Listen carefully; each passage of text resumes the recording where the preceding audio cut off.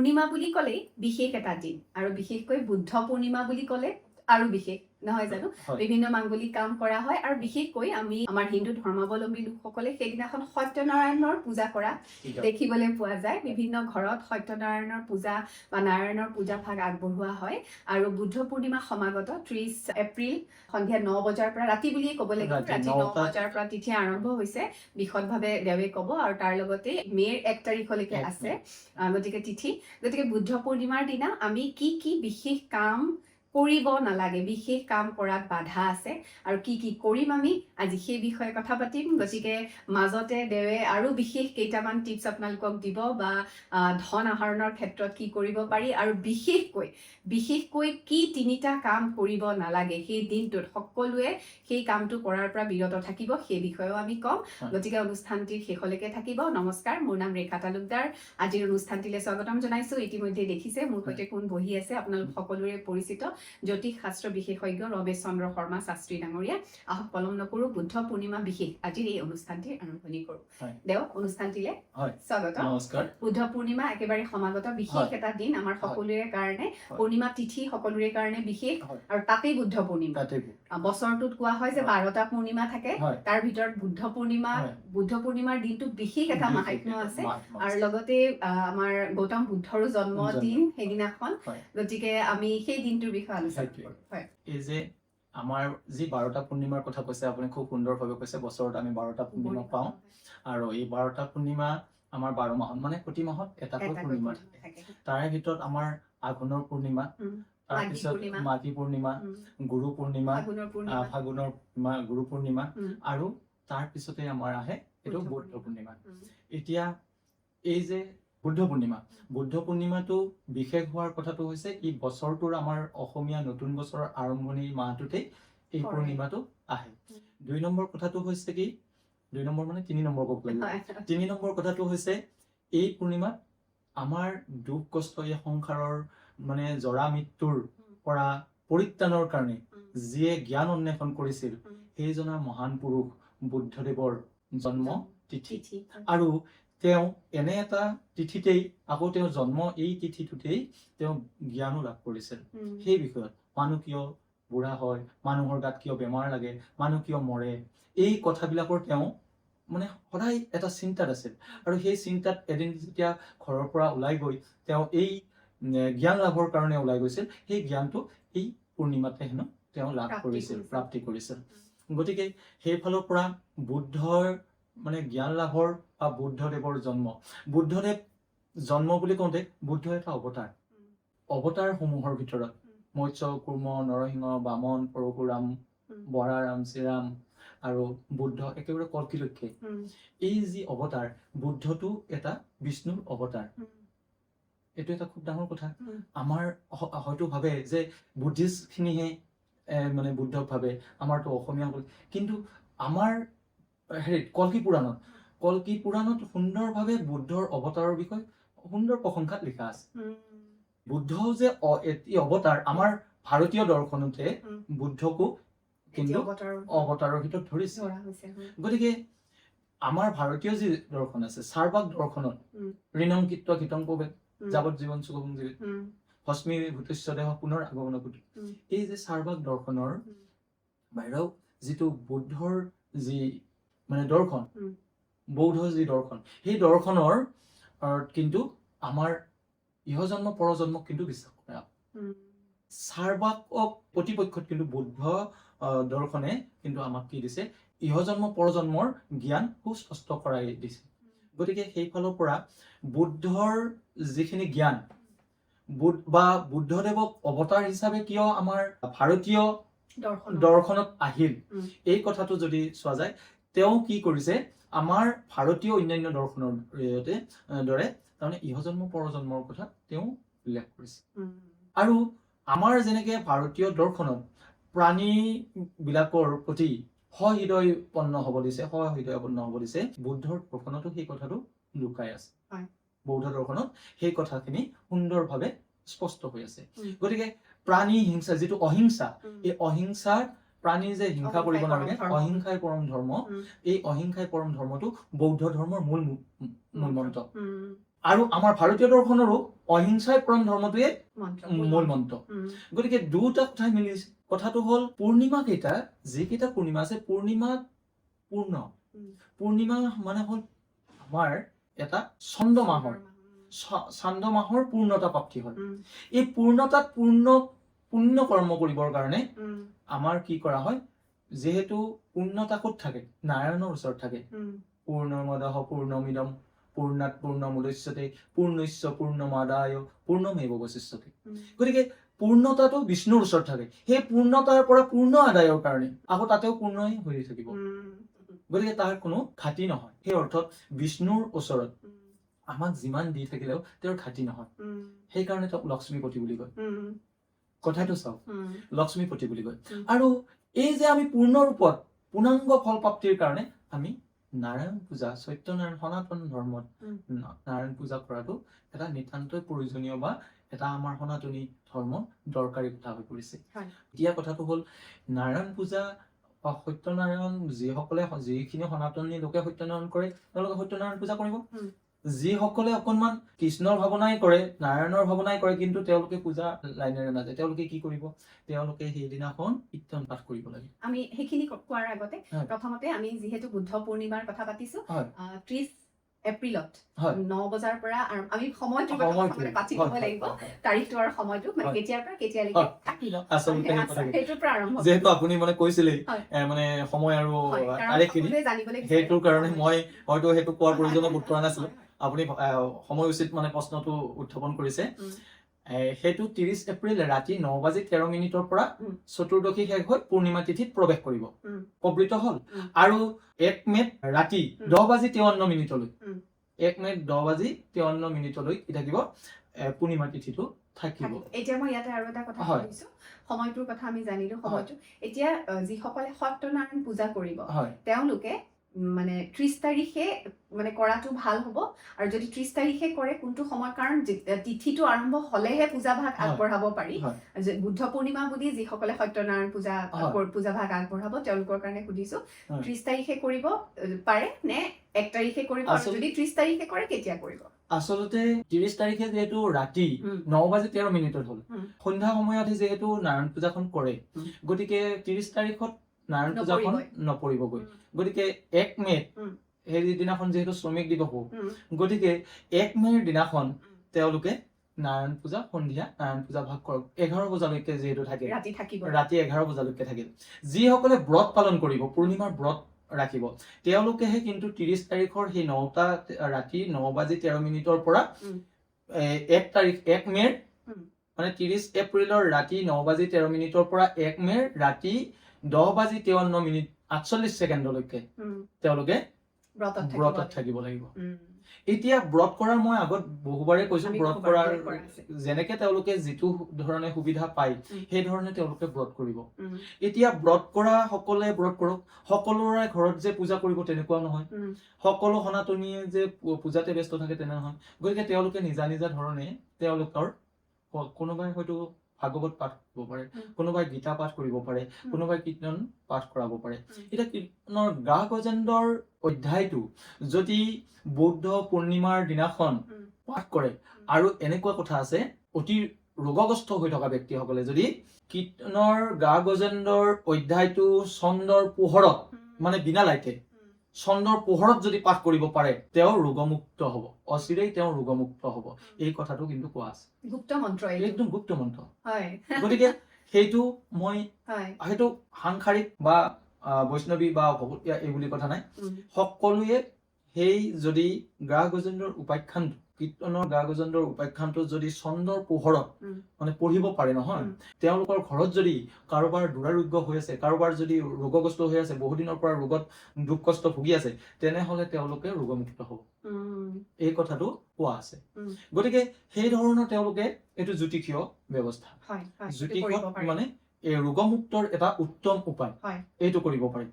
আৰু যিসকলৰ দাৰিদ্ৰতা আছে, অলপ ধন টকা পইচাৰ দুখত আছে, বা কিছুমানে দৰিদ্ৰতা বুলি কওঁতে বহুত ধৰণৰ পাৰ্থিৱ টকা পইচাও আছে, আৰু অন্যান্য কিছুমান আমাৰ প্ৰাপ্তিৰ হয়তো হোৱা নাই এনেধৰণৰ কথা, কিছুমান সন্তানৰ কাৰণে যিসকলে বিচাৰিছে, তেওঁলোকে কিন্তু সেইদিনাখন এটা বিশেষ নিয়ম কৰিব লাগে। কি নিয়মটো হ'ব? সেই নিয়মটো কিন্তু তেওঁলোকে কৰিব লাগিব, এই কাৰণেই কৈছো যে সেই ৰাতি 30 এপ্ৰিলৰ দিনা ৰাতিয়েই কৰিব লাগিব।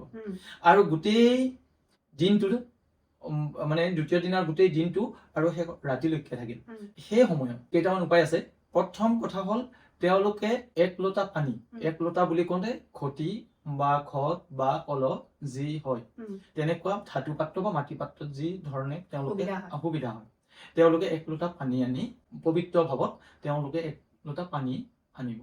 আনি সেই লোটা পানীত 3টা দুবৰি আগ, 3টা দুবৰি আগ, অকণমান আৰৈ চাউল মানে 1 চিপা এনেকে আঙুলিৰে ধৰাৰ যিখিনি আৰৈ চাউল, আৰু আৰৈ চাউল মানে আমাৰ যিটো ভাত খাবৰ কাৰণে কেঁচা চাউল যিটো, এই কিন্তু হেৰিটো সোণা শক্তি নহ'ব, সোণা শক্তিটো বইল, গতিকে সাধাৰণতে বইল নহয়, বিনা বইলৰ উহা চাউলটো নহয়, উহা চাউলটো দিলে নহ'ব, নোহোৱা চাউলটো দিব লাগিব। সেই চাউল আৰু যাৰ চন্দন থাকে, অকমান বগা চন্দন, তাত গুৰি বা চন্দন ঘঁহি উঠি তাত চন্দনৰ পানীৰ কেইটামান টোপা, আৰু কৰ্পূৰ, আজিকালি কৰ্পূৰ কিনিবই পায়, কৰ্পূৰৰ প্লেট এটা, তাতে পানীখিনি দি সুন্দৰভাৱে পানীখিনি তেওঁলোকে মন্দিৰত বা তেওঁলোকৰ থকা ঘৰৰ উত্তৰ পূব কোণত সেই লোটাটো স্থাপন কৰক এই বুদ্ধ পূৰ্ণিমাৰ দিনাখন।